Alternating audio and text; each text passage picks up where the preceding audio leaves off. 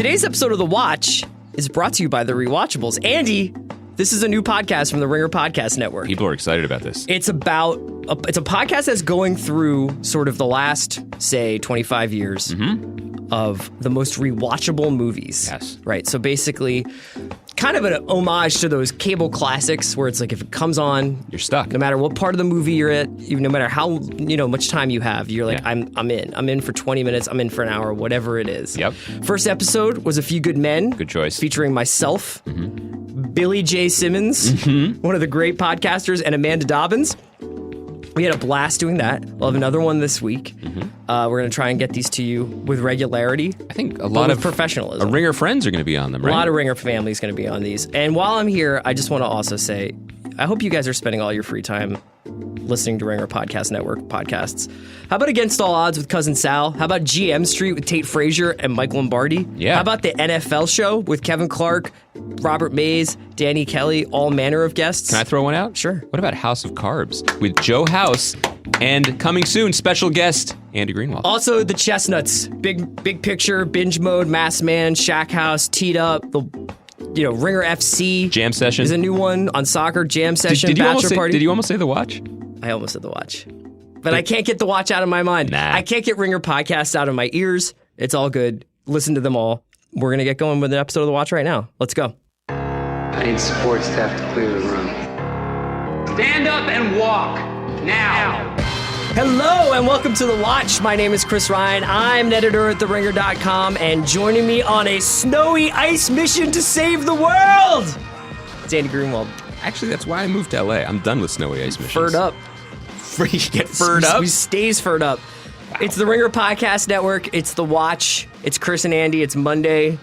We're still reeling from a Game of Thrones in which no one died, but a lot of connections were made. A lot of sniffing happened, and no narcos, but there's a lot of important sniffing. Greenwald and I are going to talk a little bit about Game of Thrones. We're going to talk a little bit about Shonda Rhimes' blockbuster move from the American Broadcasting Corporation to the Netflix Corporation. Listen, you better put on your industry cap. I have to get my flame retardant suit for the takes that are coming from Greenwald on this one. I got thoughts. And then the second half of the podcast today is an interview that I did with Adam Granduciel from The War on Drugs. A Philly boy. Yeah, man. We had a great talk. He's got a new album coming out. A Deeper Understanding drops August 25th, receiving rave reviews.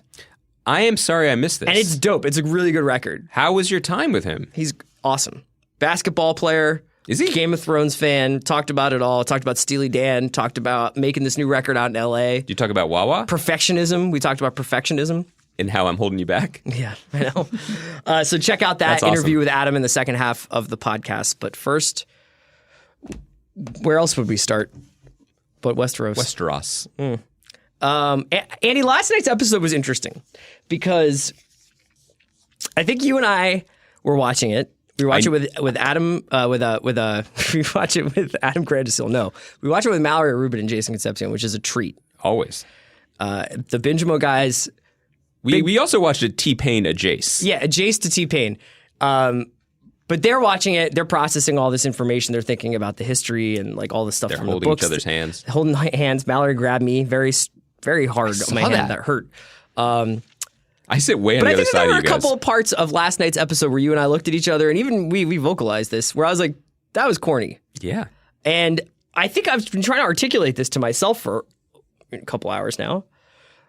That I think one of the things that's so cool about this show is the fact that even though it was a fantasy or whatever you want to call it, like some sort of genre work, that it felt very rooted in an understandable kind of nation state army conflict. You know, that even though there was magic and dragons and prophecies and legends and destinies, that Tywin and Stannis and Robb and Jaime were playing this chess game of military might and savvy. So you liked the show when it was about men making military moves. No, I love see. it. I love the show. I'm not saying I don't like the show. What I'm saying is a bunch of people in a room being like, we've gotten to this point. Yeah. What we got to do is go capture a zombie and bring it back to King's Landing.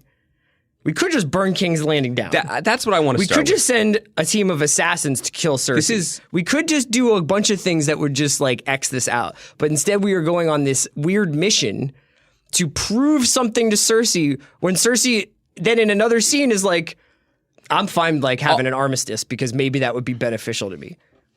Maybe I'm misreading things. No, I mean, there's two conversations to be had about the role of this episode in the structure of the season and the structure of the series. We weren't sure if there would be these bridge episodes anymore because, there are fewer episodes. There's a lot of ground to cover. Apparently, it's very easy to cover ground now. Yeah. Ships can literally teleport, so we're not worried about that anymore.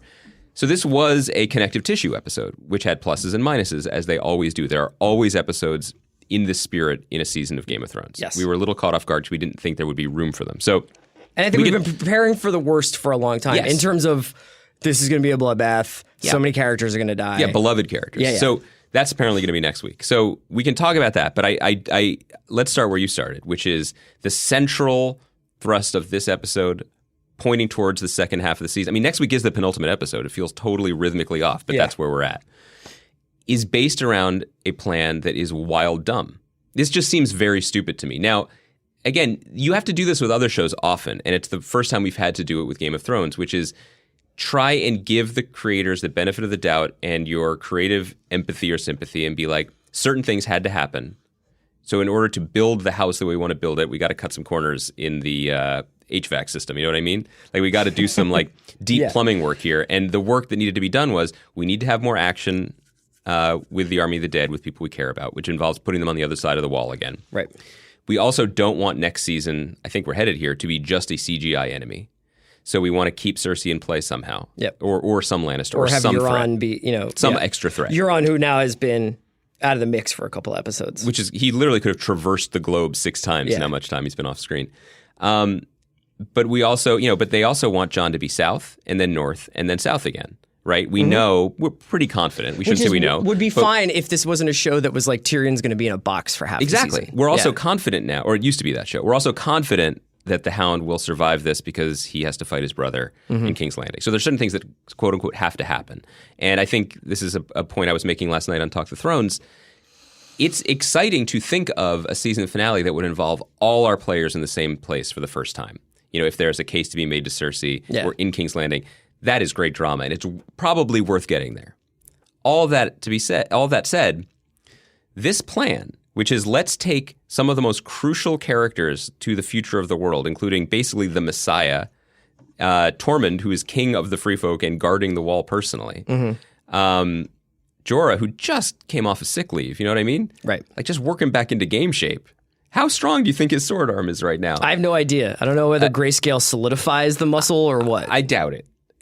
Sending them on what is essentially a suicide mission to do something that seems profoundly unnecessary. Because, again, they've laid some track to make us understand this. The track they've laid says Daenerys does not want to set fire to King's Landing. Well, okay. No, Tyrion doesn't want her to set fire to King's Landing. Right, she has now backed off Jon doesn't of that. want her to set fire. Like, these people are saying, like, don't be the Mad King. Good point. Let's find another way. That said, dragons aren't nuclear weapons, which I know is a sensitive subject this week for those of us in IRL. But you could fly a dragon and just burn the castle, right? I don't know. I'm just saying, I don't understand all of this, risking everything that matters in order to prove something to Cersei who doesn't matter. It's weird that there are no other plans. It's weird that they were like, okay, so there's like either this WMD option, which is not really politically palatable or humanitarian. And I'm with that. The option B is this kamikaze Dirty Dozen mission, which I've heard described as like, Snowshins 11, which I liked very much on Twitter. Snowshins 7. Snowshins 7. I think William O'Donnell is the name of the person who I also that. think because you've got Gendry and Jon, you can go Inglourious Bastards. I'm sure that's been mentioned before, but that occurred to me today. Although we learned last night, not a bastard. Jon, not a bastard. Yeah, I know. I mean, I'm repping for Mallory here. And you know what? I'm glad you brought up Mal, and I wanted to bring up Jason. Because one of the things that's really cool about watching the show with them, not only because they have like this background in it, but Jason was saying last night, he was like, I think Jon wants to die. Mm-hmm. Like, I think Jon has like, the safety is off with Jon, and he is kind of like, every mission is seemingly impossible odds. Never tell Jon the odds. And that is an interesting, I wish the show showed that more, or I wish Kit Harington had a moment to depict that more. Yes. That he was like, you know what? I know that this is kind of a wild, unstable plan, but I'm a guy who's died and come back to life, and I don't want to come back to life again. You know? Look, the show, for many reasons, is completely unique and sui generis in the history of television, and it continue the way we cover it. And is in many ways post-criticism. Yes, because we all want to see. We all just want to see what's going to happen. We all bought tickets to the show, and we want to watch the show. So right. I get that. One of the unique things about it over the course of the first 6 seasons was, though it was always heavily plot-driven, there was event and event, and there were people moving, and characters were kept apart for seasons at a time. Because there was so much source material in such an expansive world, they were very skilled at finding. I mean, Benioff and Weiss are very skilled adapters, and they found pockets to advance the humanity of the characters, to put them in pairings that would reflect both of the characters in the scene's true Jamie nature. and Brienne, for instance, yeah. Right, and advance things twofold, so that people are on a long walk somewhere, they have a chance to know each other, and we have a chance to know them too. Mm-hmm. There is very little time for that left. All of a sudden. It went from having limitless time to suddenly the show's ending, so now we need to get moving. And we're really seeing the strain in scene work. I mean, scene work, scene construction, the breaking of episodes, this is like boring TV 101, but I would say the degree of difficulty, everyone's always given them credit, and rightfully so, for the difficulty of adapting this sprawling work, but the degree of difficulty in these last 2 seasons, these 11 episodes or whatever it's going to end up being, is just monumental. Because every scene now has to do 5, 6, 7 jobs, and very few scenes are load-bearing enough to withstand that. It's strange, too, because you think about whether or not, I don't know, there's going to be, say, 2 more books. 1 more book, I mean, if you ever finish... Jason says no, but yeah. Okay, so wouldn't that theoretically be 3 more seasons? 4 more seasons? Wouldn't 11 seasons be the amount of time that you would probably, need, quote-unquote, need to tell this story? Yes, and HBO would want that. Yeah. This is... I don't want to read too much into it yet because we haven't seen the rest of the season. There is an element of storytelling that does feel like they're ready to move on, or it's just they were ready to end the story. Maybe it's just a semantics thing. Mm-hmm. You know what I mean? But expediency seems to be the rule of the day in the show now, not just in terms of the characters moving places, but the completely compressed shorthand with which characters have to define who they are to each other before sailing across the world. So like the Arya and Sansa stuff just isn't working for me. There's something inert about it because we barely, we kind of remember who they were, and then there were 6 years when they were apart, and now they're together, and they have 3 scenes to basically sketch out their territory and then relitigate their entire relationship. Mm-hmm. It's just very hard to do. And so, yeah, I agree. Like, Jon should be doing something other than brooding on a cliff and then going back to war again. It's like, I think we said this last week or the week before. I am coming full circle and suddenly being... I no longer think that George R.R. Martin should feel totally terrible about getting the story stolen from him, because we're watching now and we're like, there's actually a lot more work to be done here. Yeah. We are almost getting the Cliff's Notes version. So, yes, I agree with you. I mean, I think I said it. Like, the show is in many ways post-criticism. But I'm going to throw a hypothetical at you. I don't think this is going to happen. But what if it's not great? You know what I mean? Like, what if... My guess is that even if certain things line up too neatly or feel rushed, the overall experience of having lived through this and watched this show is going to wash away most sins. You know, if they pull off next week's episode with this daring snow rescue of a dead body, we're not going to remember the ridiculous machinations that it took to get them there. We're going to remember the excitement of episode 6 in this season, right? Sure. But I kind of wonder I'm not saying it's going to... I don't see a world where Game of Thrones is bad and people are like turning on it like they did at the end of Lost. The writing is really good. The acting is really good. And they love the characters. It looks better than anything that's ever been on television. But let's take a moment. Like, there's not much time left all of a sudden. And everyone is going to need to have a grace note or a farewell or to feel like their storyline is resolved. And it does feel like... I can't wait to be wrong about this on some level. But it does feel like certain beloved characters... like Bronn, for example, is just bulletproof. You know what I mean? Like, he's just there to call Jaime a C-word. Or not. I mean, because...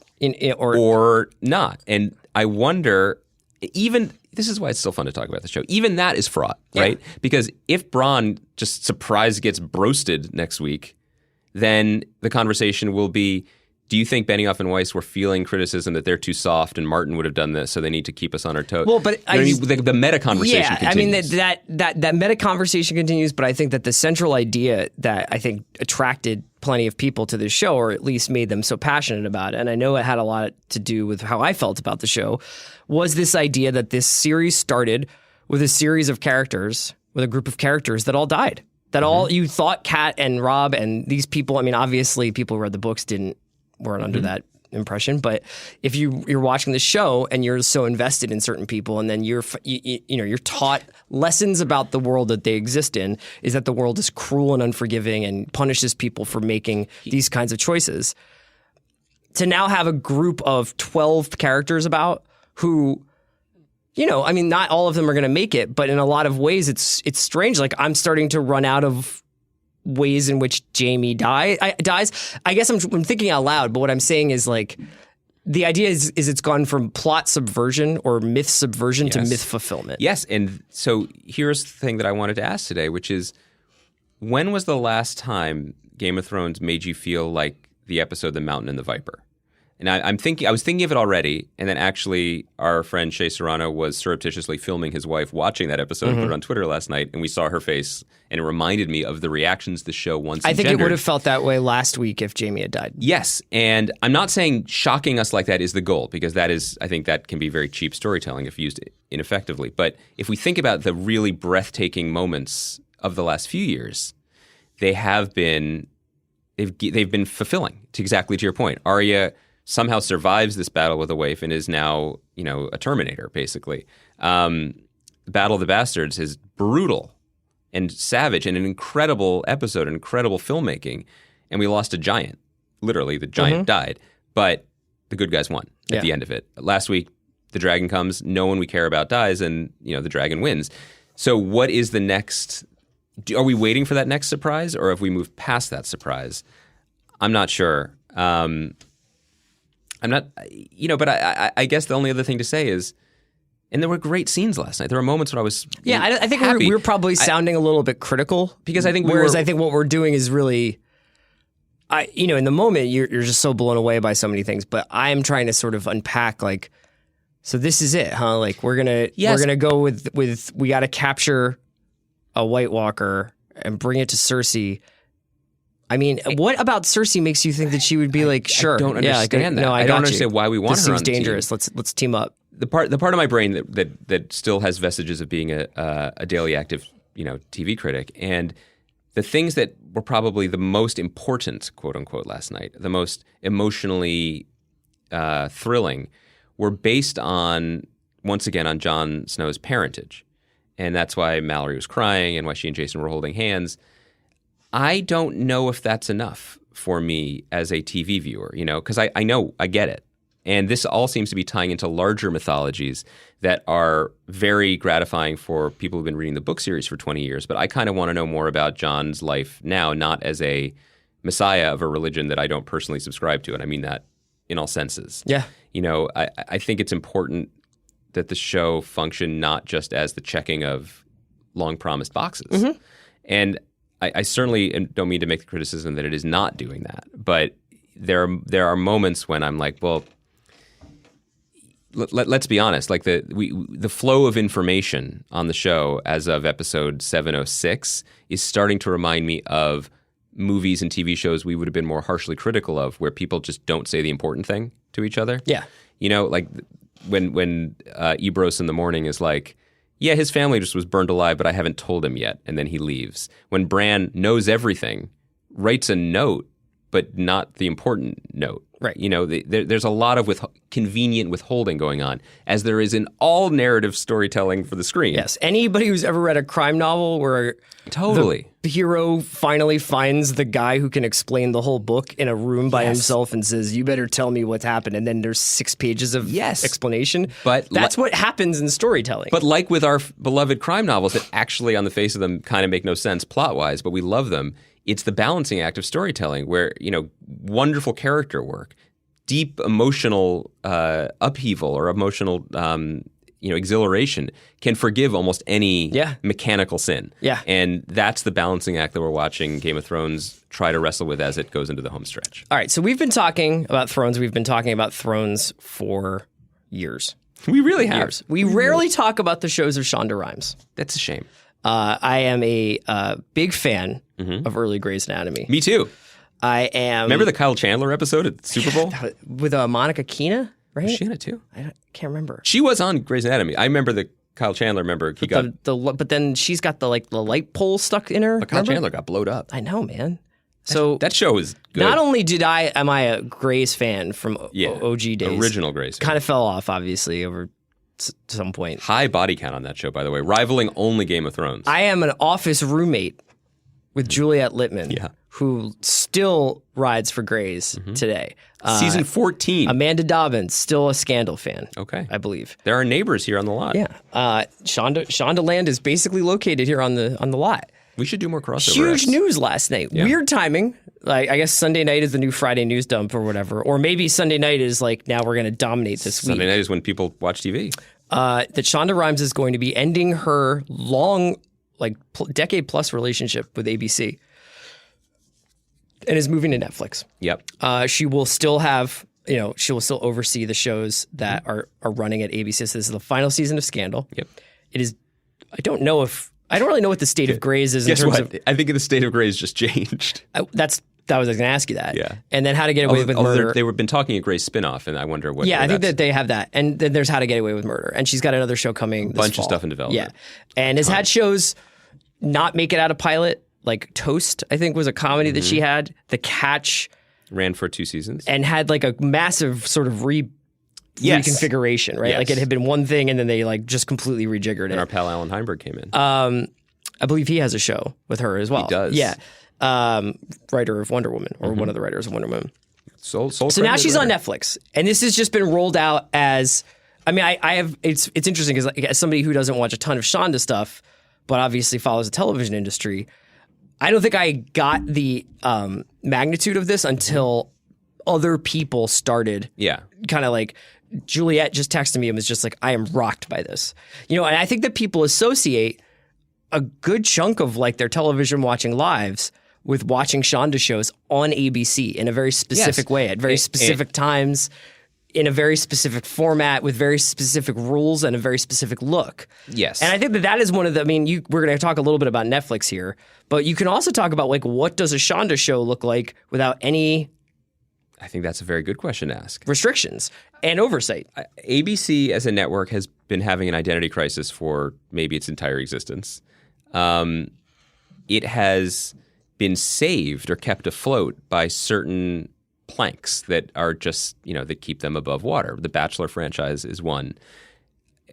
Just continually having the best consistent, I would say, sitcom development. Modern Family, Blackish. Modern Family, Blackish. The Middle is ending. It's a show I have never seen a frame of, but it will have run for 9 seasons and people really liked it. Fresh Off the Boat is doing well.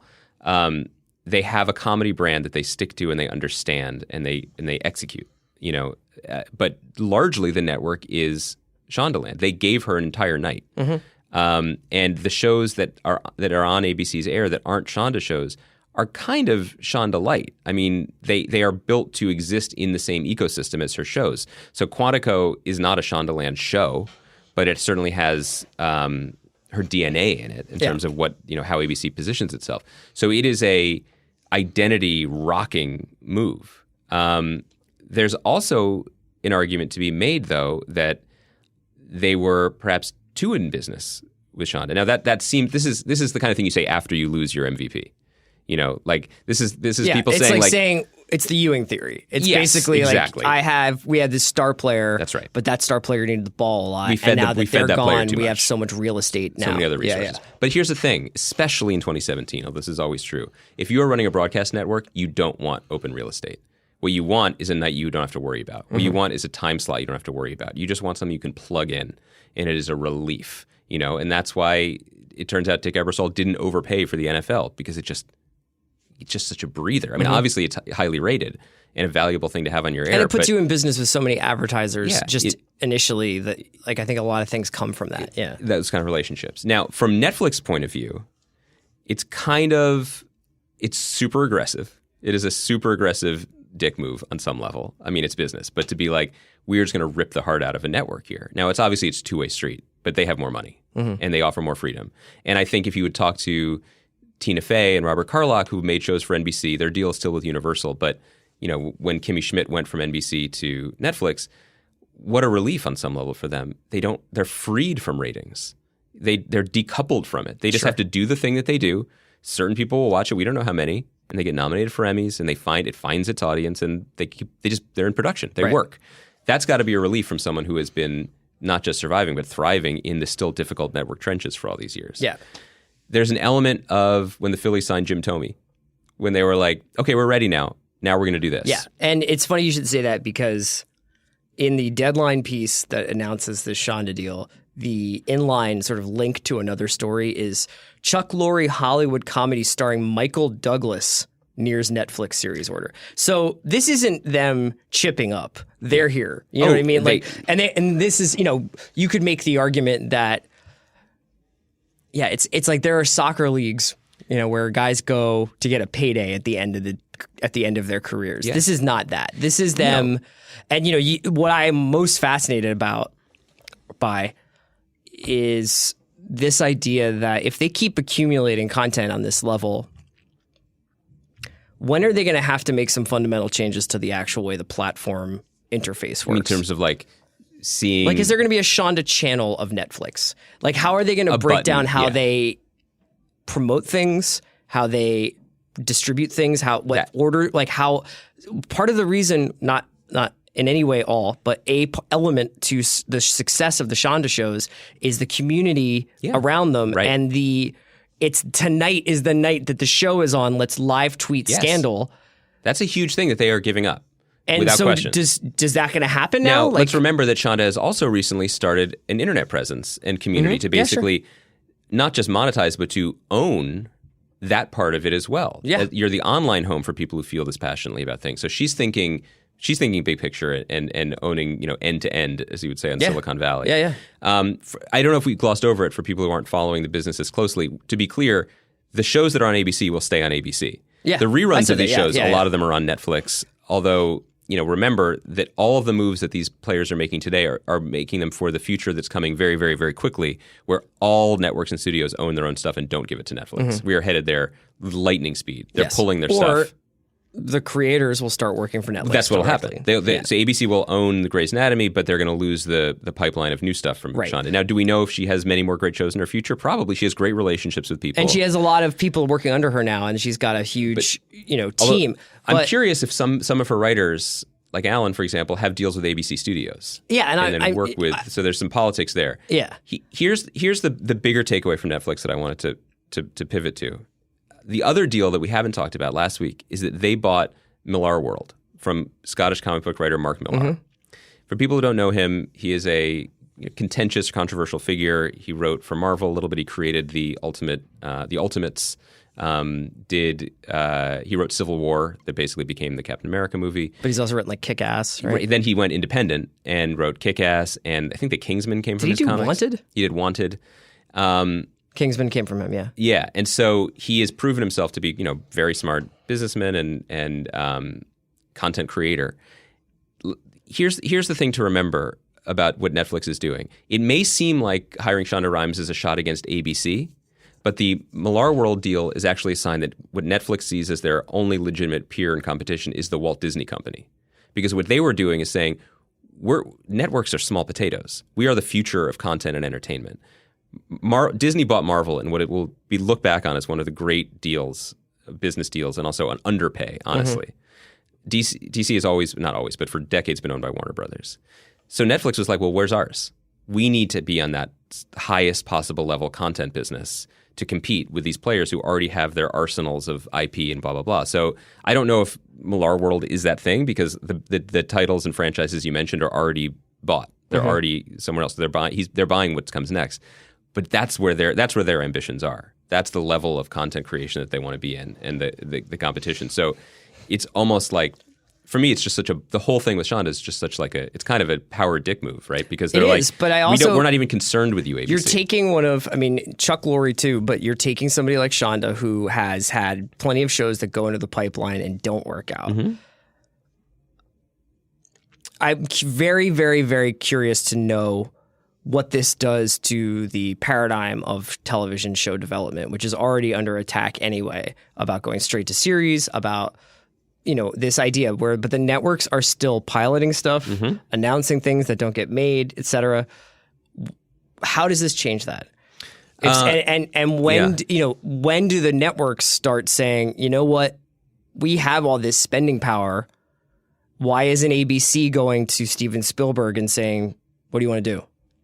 You know what I mean? Why aren't they kind of making their own moves if this is the way that the television is going, where it's like creator and talent based as like a selling point? Well, I think the one thing to remember is that Netflix is an entity unto itself, whereas all the other networks, for the most part, are parts of a larger conglomerate where they make decisions on a much higher level. So we can talk about FX and say how great FX has this relationship with Noah Hawley. And I'm mentioning him just for the example I'm about to use. This comes from no inside knowledge of the situation. And then we find out Noah is developing a Dr. Doom movie for Fox. Mm-hmm. Now, I don't know John Landgraf's thinking. I'm sure he's happy for Noah personally, but he probably would rather have a season 4 of Fargo. But Noah's relationship is not just with FX anymore. It is with the larger company and feeding content to different arms of it. Whereas for Netflix, if you go there, it's all for one place. Yeah, you can do movies, you can do comedies, you can do whatever. So I think that's part of it. I think we've been predicting or clamoring for the end of the archaic broadcast network pilot season model for a long time.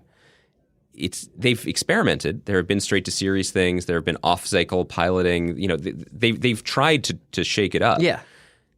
A lot of that stuff hasn't worked, and I think that a lot of it is still going to be micronoted to death due to the advertising climate, due to the space of it. And there's plenty of stuff on Netflix that could have probably used some notes. Well, that's the flip side of it. But like if you are, again, Tina Fey and Robert Carlock, and you want to make a comedy, and to do it for NBC, you have to squeeze it through. You have to be 21 minutes of comedy. Yeah. You have to have act breaks. You have to please all the different levels of it. Or you do it for Netflix.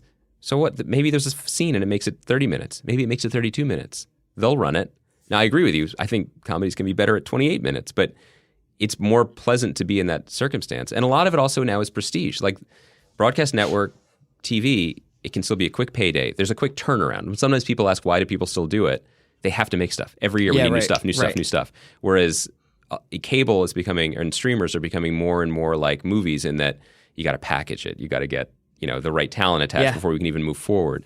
So it's possible to get a big payday up front, and it's still possible to get a huge payday later on, in the continued life cycle of the thing that you made. Yeah. Whereas Netflix, they buy it, they own it forever in a closed ecosystem. So that's a little bit different. But it is a crazy world out there right now. And, it's just we keep seeing. Here's what I thought of when I read that news, just to wrap up and to complete the circle here. Okay. I just feel like, how I told our listeners I saw Landgraf at the Game of Thrones premiere. Yeah. I feel like if he talked to Casey Bloys, I'm sure they chatted about the premiere and the business, and by all accounts, they get along and respect each other. I bet Landgraf left by saying, I wish you good fortune in the wars to come. Because for real, it's about to get wild out there. It already is wild out there. But I mean, Apple is coming. Apple is the army of the dead with hundreds of billions of dollars, So all of these moves, let me tell you something. Netflix is not thinking about ABC's Thursday nights. They're not sweating that. Gotcha. They're thinking about how they're going to own the rest of the century, basically. A lot of stuff to think about. Okay, so we're going to take a quick break to hear from our sponsors, and then we'll return with my interview with Adam Granduciel from The War on Drugs. Thanks, Andy. Thanks, friend. Today's episode of The Watch is brought to you by Hotel Tonight. If you're like me and you're not so great at planning ahead, I got good news for you. There's this awesome app called Hotel Tonight that helps you find amazing hotel deals at the last minute. And if it sounds counterintuitive, hotels aren't like flights. Hotel rates actually get cheaper at the last minute, usually. And Hotel Tonight helps hotels sell their unsold rooms, allowing them to pass those deals along to you. These are not last resort places. They are cool, top-rated hotels that you want to stay in. And with so many awesome partner hotels in a ton of different countries, Hotel Tonight can help you find a great hotel almost anywhere.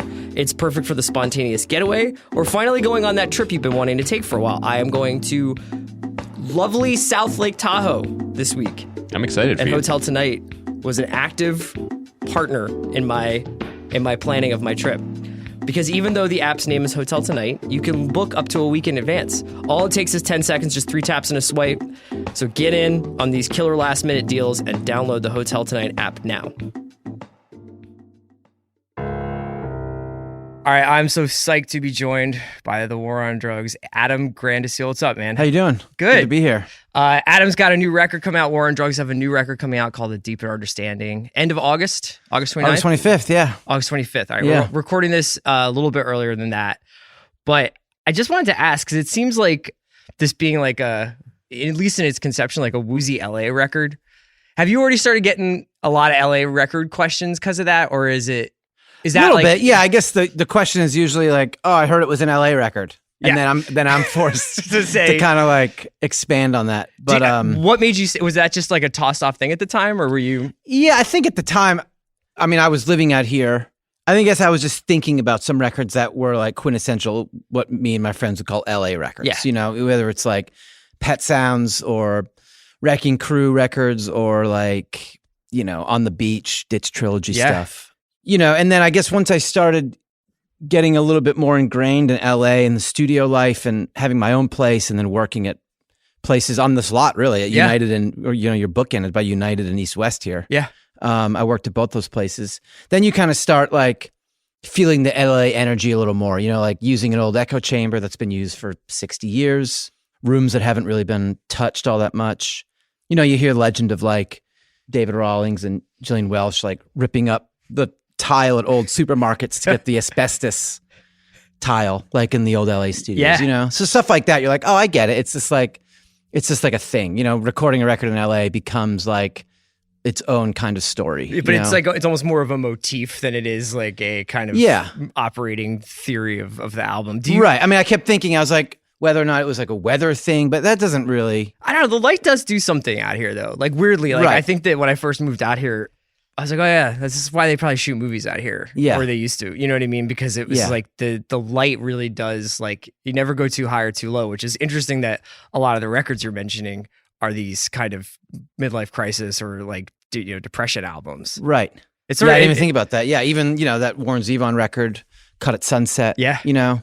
Yeah, I guess there's something to driving around LA at 6:30, 7 o'clock and seeing the palm trees in your rearview mirror and having your demo on or your record or someone else's record and feeling like that's the moment in time to be hearing it, you know? Yeah. Like it becomes yours in some weird way. It's like very and romantic. I think it becomes your record or whatever you're listening to becomes driving music inevitably. Right. Because you're always in the car. Yeah. And so everything music. has like this new, especially listening here, like I feel like my taste in music has changed to make it so that like, it's very hard for me to listen to like acoustic music and like anymore because I'm always like, keep me entertained while I'm driving, keep me like engaged a little bit. Do you find your taste changing out here when you spend more time out here? Yeah, I guess you're always trying to uncover new stuff. Yeah. You know, out here, I've been a little bit more of an active music listener than I was before, I guess because of the car.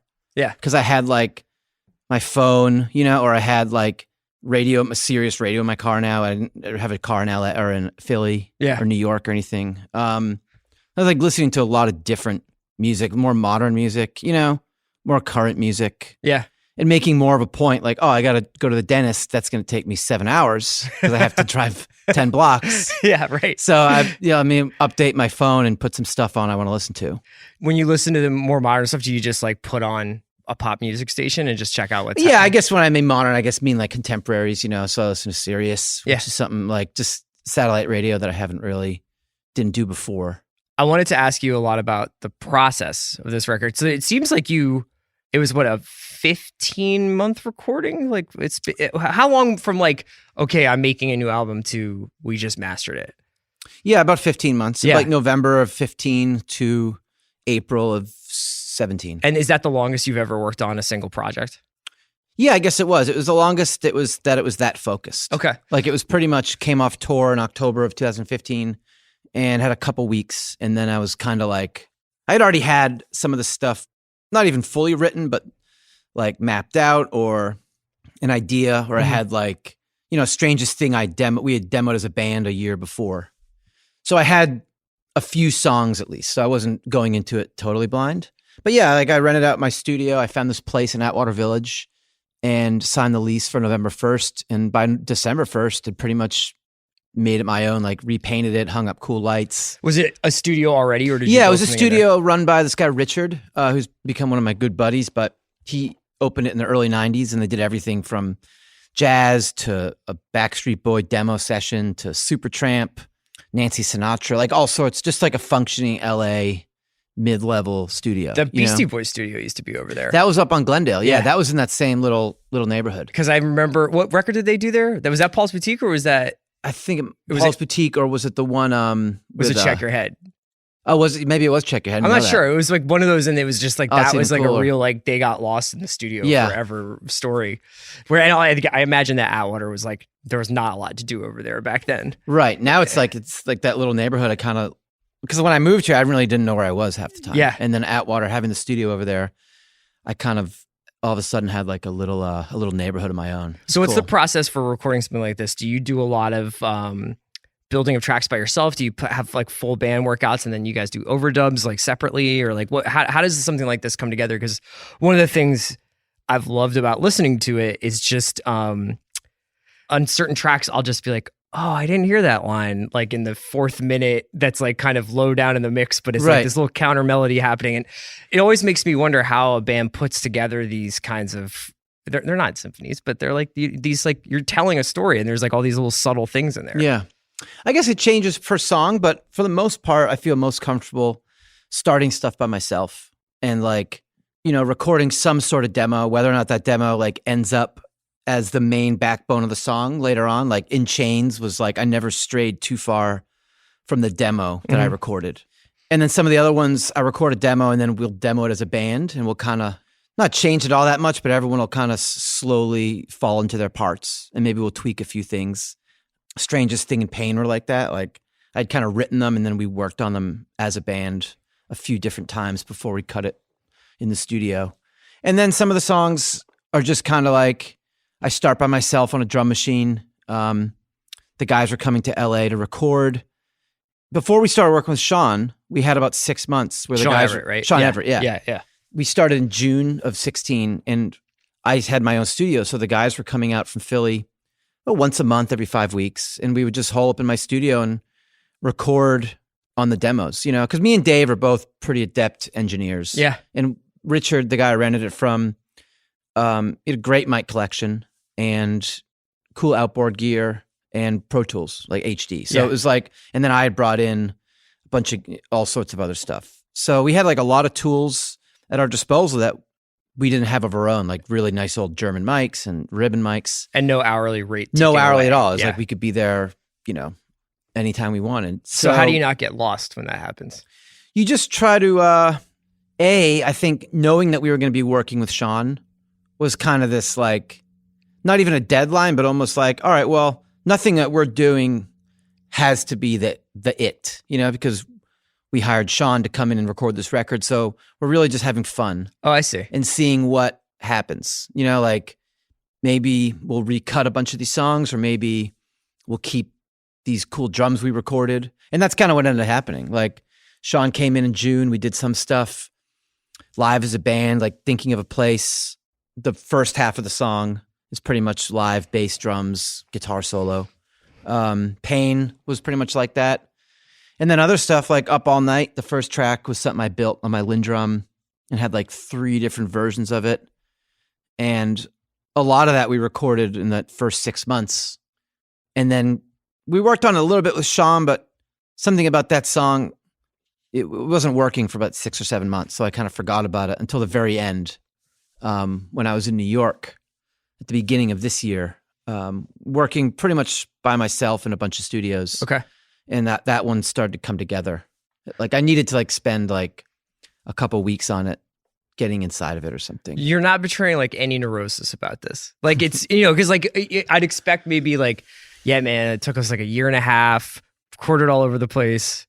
And, you know, sometimes like, I don't know, it seems like you took on a lot of work by yourself. It was sprawling across multiple cities and different parts of the country. And, you know, there's not necessarily pressure on you guys, but you're like, people love your band and they want to hear a new record from you. I mean, do you ever feel that pressure? Do you ever feel any anxiety about making something that, like, I mean, I'm just curious because you sound very chill about the entire process. Yeah, I think the process, like, it's obviously in retrospect that it's done now. It's a little easier. Like, there's, you know, each time you make a record, I feel like you have those moments where, you know, the first month you're so psyched. You're like, wow, we're going to finish this record in 2 months. Like, we're all there. Like, we cut the drums. All you have to do is some stuff.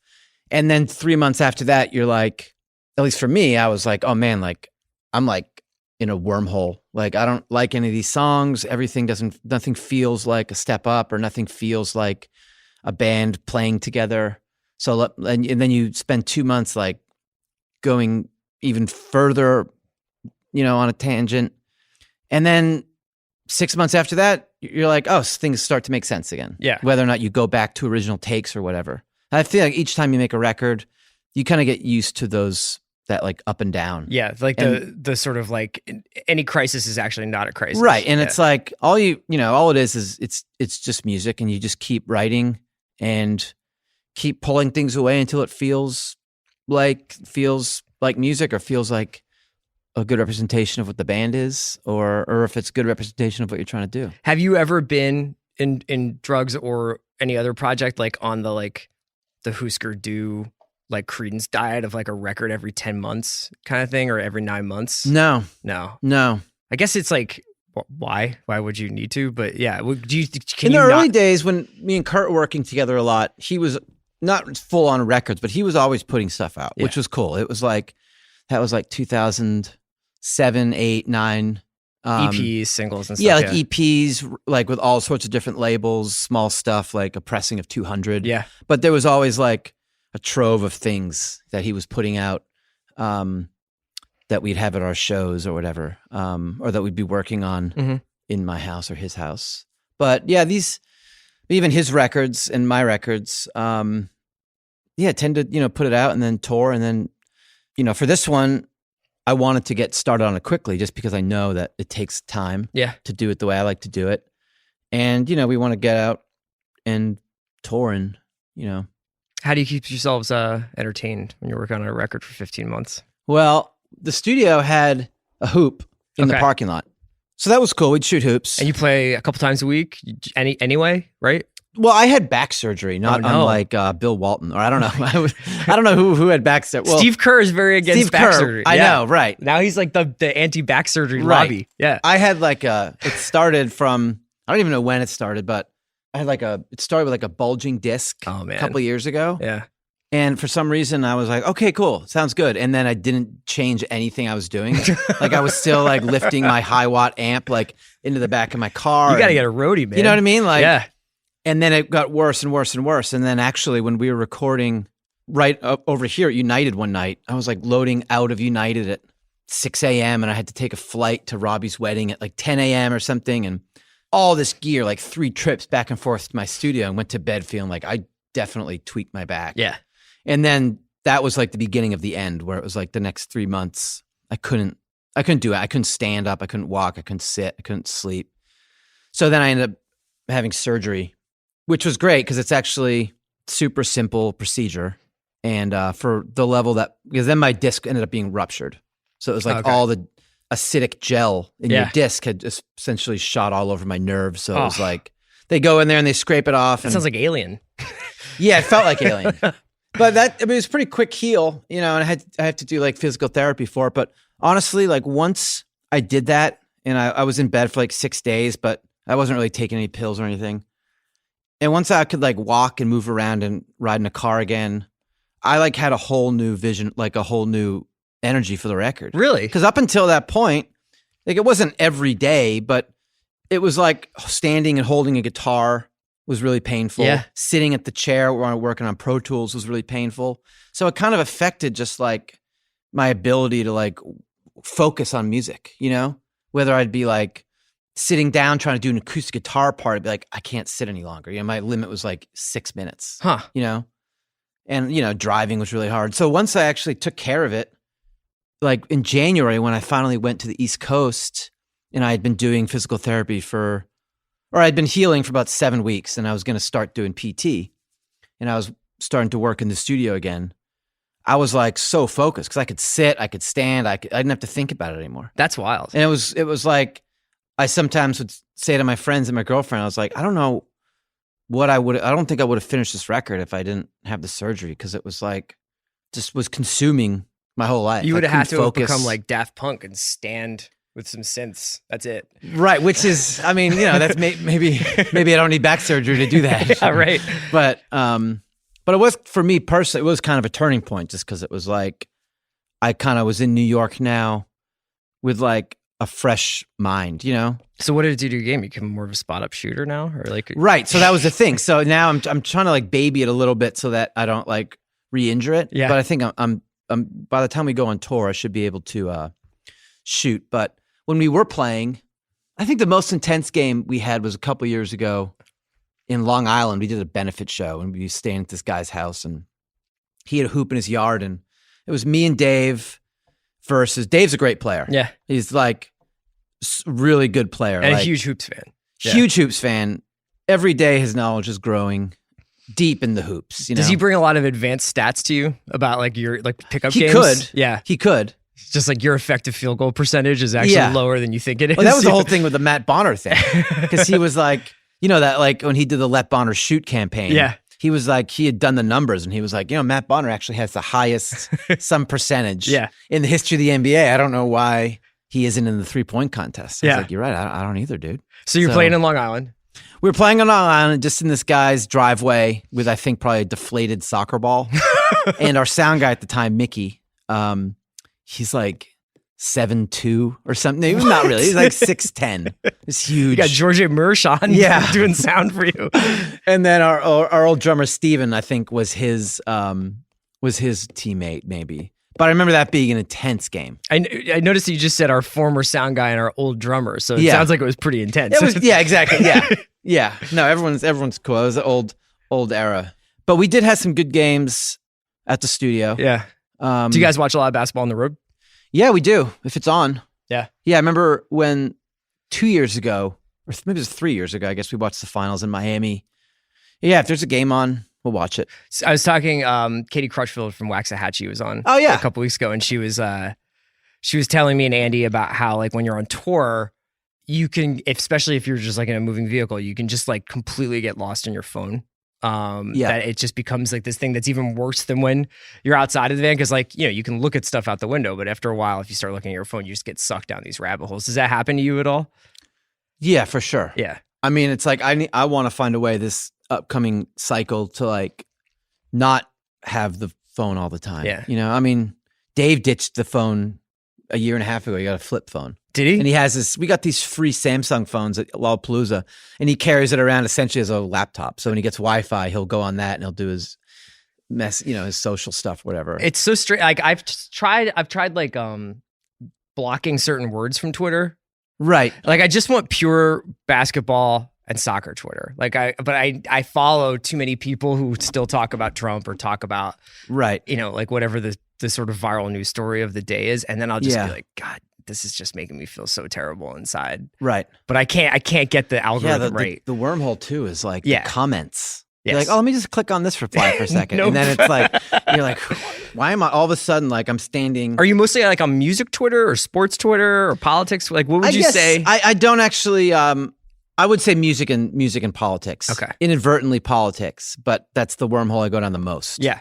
Yeah. And then just like clicking on websites and whatever, anything. Yeah. My It's the Reverb app. I'm it's like, not oh, even- maybe I'm looking for this pedal. Yeah. And then you're like, I didn't find the pedal, but I just bought 3 microphones and a 61 Jazzmaster. Yeah. What have I Some done? wristbands. Right.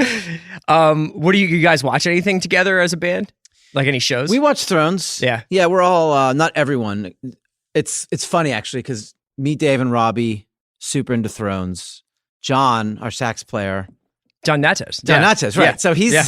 he's decidedly anti-Thrones. Is that a take of his, or is he just like, He thinks he's on this thing where he's like, I'm just not into the fantasy. okay. I'm like, well, just give it, you should just watch it because it's deeper than that. Right. And you get, maybe it is, maybe it isn't. There's a lot going on. I think you really like it. Yeah. And then, but now it's funny because I remember when we were recording at the studio down the road in between tours. We'd been on tour for 4 weeks. I booked a week at the studio. It's like when we demoed like Strangest Thing, and it was Sunday night, and Thrones was on. So we all watched it in the control room, and it was the episode where Arya's like rowing into Bravos or something. Yeah, she rode for a while. Yeah. And like, right, I guess she did ride for a while, but the joke was like, we started watching the first 2 minutes of the show, and John's like, I get it, you're rowing, I get it. And he like storms out of the room. And he always comes back to that. He's like, I don't know, she was just rowing forever. Yeah. But now, so we kind of make fun of him for it. But see, now, that's not the fantasy part. That's like the mundane stuff that they show that people Right. often have a problem with. But now he's anti-Thrones, but he's also like listening to Thrones podcasts now. And I'm like, dude, just watch the show. It's okay to like admit it. Just dive in, dude. Yeah. Yeah. So I mean, people we'll this get season 'em. have had a problem with like characters getting very long distances with like seemingly without effort. You know, like they'll just get across an ocean in Right. like 1 second. like, oh, how'd Varys get there? Yeah, And then but you're I'm maybe just like, there flew. are dragons in this show, so if they're Right. gonna like cut corners on like, you know, how, I don't really want to watch people take long ocean journeys every Right. time this happens. Yeah. Any other shows besides Thrones? Um, Because I was kind of wondering, you know, we often talk like you will talk to people. A lot of screenwriters will be like, I was listening to a lot of this kind of music when I was writing this script. Right. You know, I was listening to like Tarantino was like always like listening to classic Morricone soundtracks yeah. when he writes. But I was almost wondering if it ever goes both ways when you're writing music. Are you watching like Altman movies and you're just like, I want to write a song that feels like it would be in this world. Oh, right. Yeah. Well, I feel like in that regard, we're always sharing like music docs or links to like, because now with YouTube, there's like, oh, there's a 45-minute movie about the making of So. Yeah. I don't even know who made this thing, but there's killer footage, you know, and Yeah. you see one clip, you know, you see a whole movie of Peter Gabriel sitting in his control room with a Rhodes and a Space Echo and his mic. And he's like, you know, they're building the music and he's just sitting in the control room singing and playing the hooks. Yeah. And you're like, oh, that's like, we get so lost in all being out there in our headphones. And sometimes you just have to like find a refreshing way to like interact with the music you're recording. You know? Did you ever see the making of Steely Dan Asia? No. There's this incredible moment where Fagan and Becker are sitting in front of the mixing board, and they're like, you know, like this was probably 10, 15 years ago that they did the doc. Right. And they're playing Peg, and they're just going through each track of Peg. Yeah. And then they get to the Michael McDonald backing vocals, and they just are like smiling at each other, and then they just like knock out everything except for Michael McDonald's like one like "Peg!" Yeah. and it sounds hilarious. Like, and they're Yeah. just like cracking up, and Michael McDonald like they cut to another separate Michael McDonald interview. He's like, Yeah. I tried to sing it as best as I could, you know, like Yeah. it's pretty great. I love. I those should have things. actually. We actually right up the road on Hollywood Boulevard is used to be the producer's workshop, and now it's called Boulevard Recording, and my friend owns it.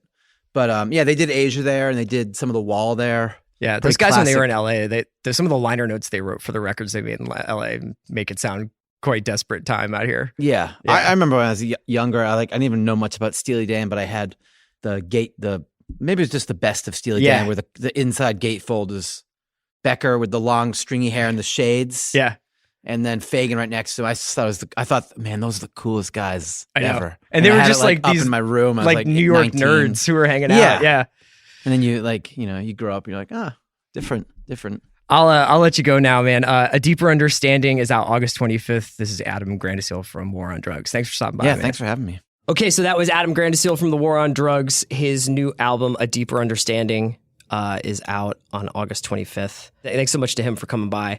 Andy will be back on Thursday. I'm off that day. Yeah, special guest coming in. Who is it? David Wayne, Nice. creator, director, Wet Hot American Summer. Awesome. We're going to talk comedy, something I can't do with you here. I'm not very funny. I'll be back on Sunday night with Andy, with Mallory, with Jason for Talk the Thrones after the East Coast airing of Game of Thrones, which I think is a little bit longer than usual. Probably. Also, everyone should know, still a couple tickets available to our second Literally a couple, literally like a few. our second and final Talk the Thrones live of the season happening next week, August 23rd, here in Los Angeles at Largo. Special guests, maybe some accent work, some special guests. costumes. Yeah. Fun. Get your tickets now at Largo, through Largo. I don't know. We tweeted the information. Buy tickets. Yeah. All right. Talk to you guys soon.